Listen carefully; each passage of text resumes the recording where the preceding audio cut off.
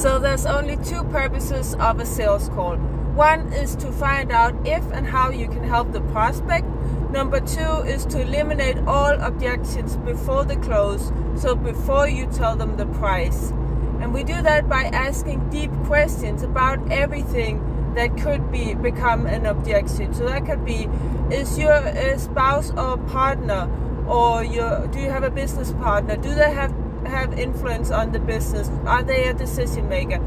Maybe they should be on this call. If so, do you really believe that this is gonna solve your problem? That is a big one, because if they don't believe that your solution is solving the problem, they're not gonna buy. So maybe you didn't position it right, or maybe your solution is actually not the right one for them. Then there's, do you have time for that? Basically, the only one that we want to leave until after we have told them the price is if they can afford it.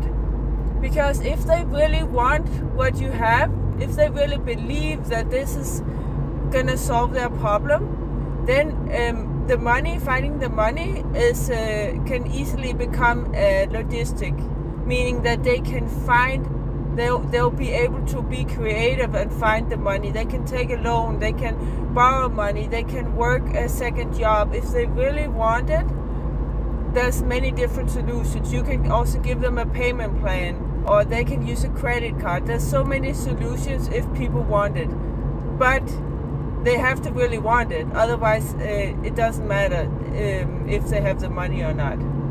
So if you're a coach, consultant, or agency and you want clients, book a call with me and give me a like, follow, and subscribe.